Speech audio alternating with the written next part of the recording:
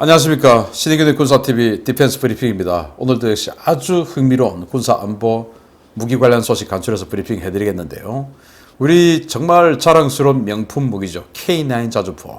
그 K9 자주포가 K9A1으로 업그레이드 했다가 이제 K9A2 버전의 업그레이드 판이 나왔어요. 우리 한국군은 수년 후부터 그걸 이제 사용하게 될 텐데 나중에 창정비 할 때 그렇게 업그레이드 해서 이걸 영국에게 팔기 위해서 유럽 방산에 출품을 했는데 이 K9 자주포가 사실은 영국의 AS90 자주포를 상당 부분 참조해서 만들었다라는 정설이 있어요.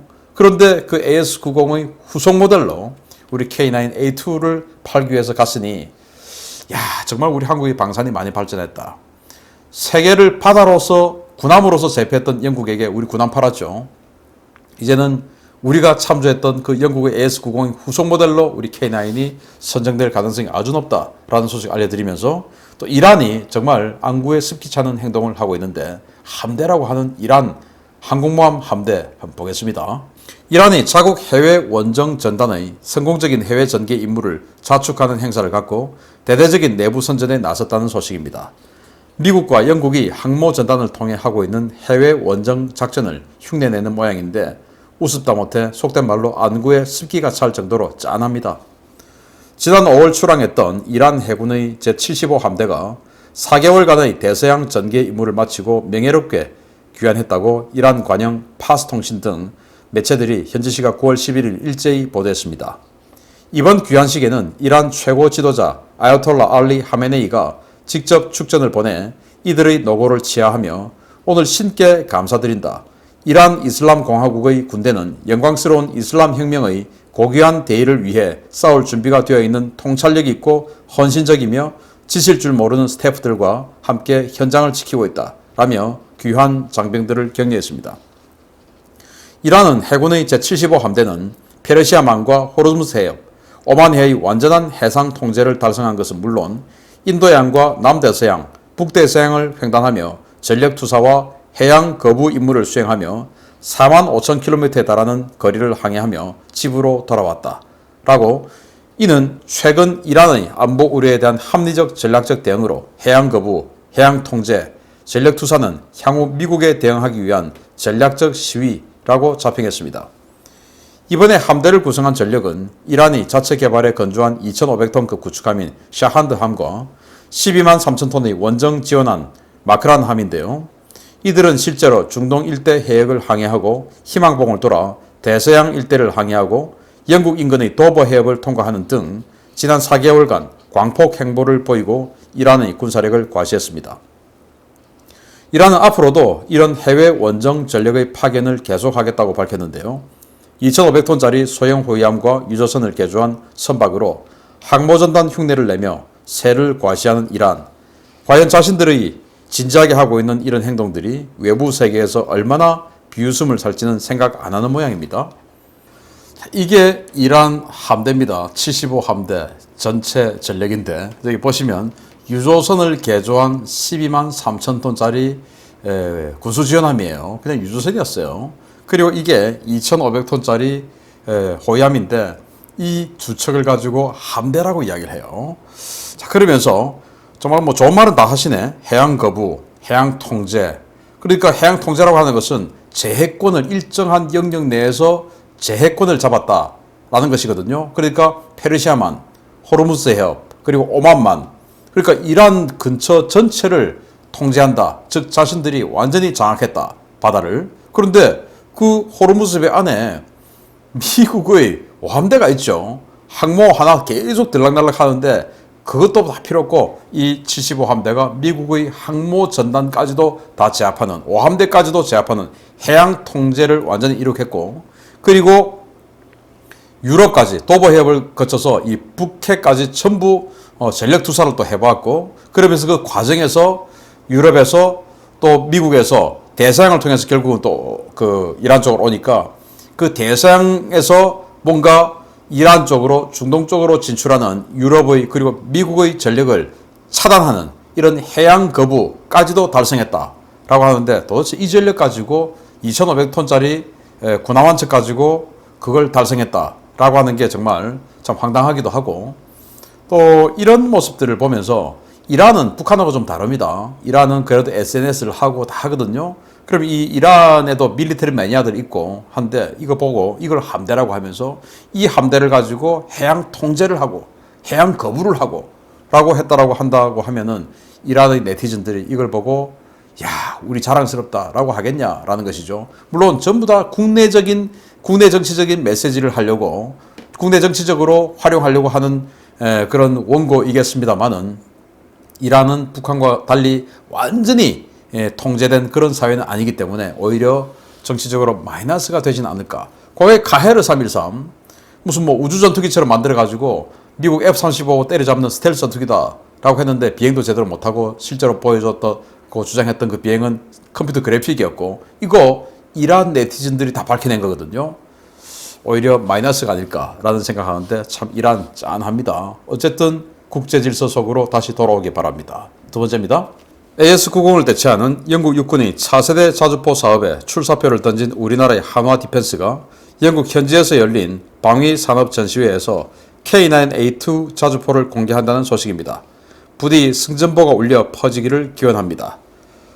오는 14일부터 17일까지 나흘간 영국 런던의 엑셀에서 열리는 국제 방위 안보 장비 전시회 DSEI 2021 행사에서 한화 디펜스가 최신형 K9A2 자주포를 공개한다고 디펜스 블로그가 현지 시각 9월 11일 보도했습니다.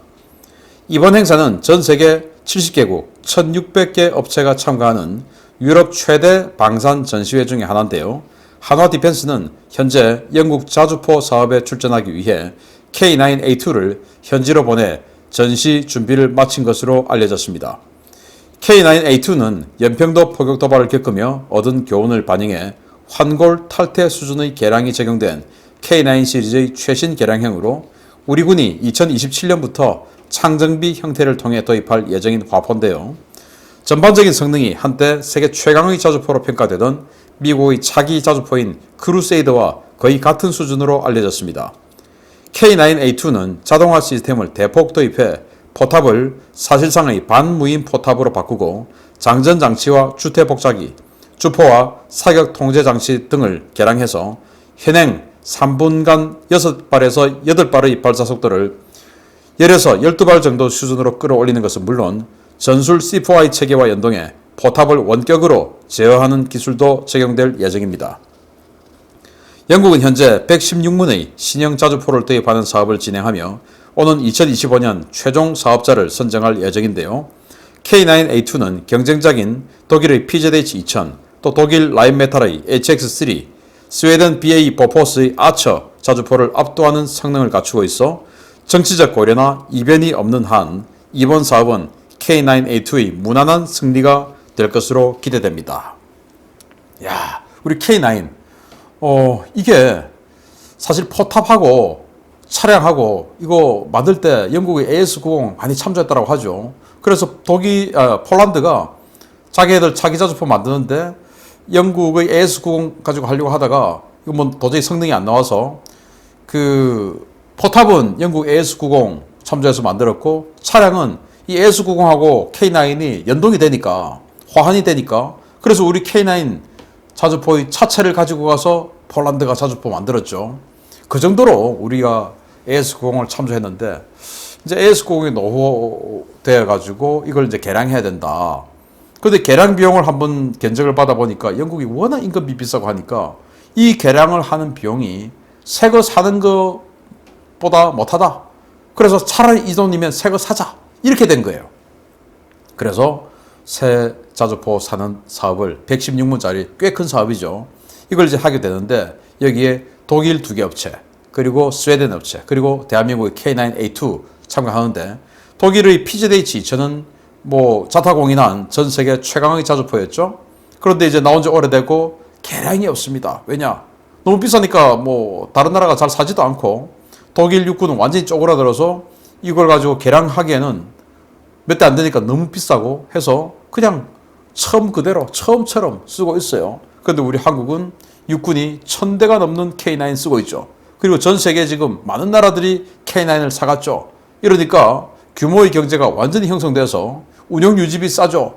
거기다가 개량까지 하죠. 해서 K9A2 사거리 100km짜리 포탄을 쏘는 K9A2까지 발전하고 이 K9A2는 포신 안에 크롬 도금해가지고 100km짜리 포탄을 쏴도 충분히 견딜 수 있는 뭐 그런 내구성 또 당연히 이제 이 서스펜션 또 다 그런 걸 견딜 수 있게끔 만들었죠.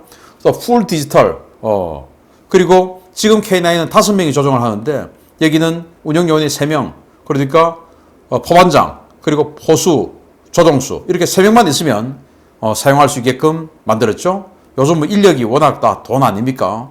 그리고 지금 K9 보면 자동 장전 장치가 있는데 포탄은 자동 장전을 하지만 여기들은 장약은 뭐 1호냐 2호냐 해가지고 뭐 이렇게 줍니다.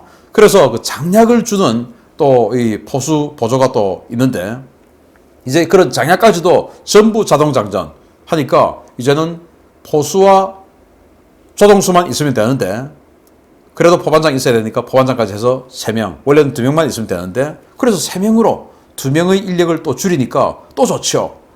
그런 상황 거기다가 앞으로 신형 포탄 만들어서 사거리를 100km까지 날릴 수 있게끔 해주죠. 이제 이런 여러 가지 개량을 거치다 보니까 지금 출품한 이 PZA H2000보다 가격 싸죠. 성능 훨씬 좋죠. 그리고 또 여기 라인메탈의 HX3 그리고 스웨덴 보포스의 아처 이건 차륜형이에요. 차륜형이라고 하는 것은 가격 싸려고 차륜형 만드는데 이들이 만든 차륜형은 우리 궤도형인 K9보다 싸지도 않아요. 그러면은 궤도형은 뭐 훨씬 더 험악한 지형도 갈 수 있는 데다가 독일의 또 스웨덴의 차륜형하고 가격 경쟁력 있죠. 거기다 성능은 최강이죠. 그러면 정치적 고려, 야 유럽이니까 우리 유럽차 써야지. 이것만 안 들어가면 우리 K9이 116대 이 사업 먹지 않을까라고 생각이 되는데 부디 선전해서 세계 최고의 자주포로 거듭나기를 기대합니다. 마치겠습니다. 감사합니다.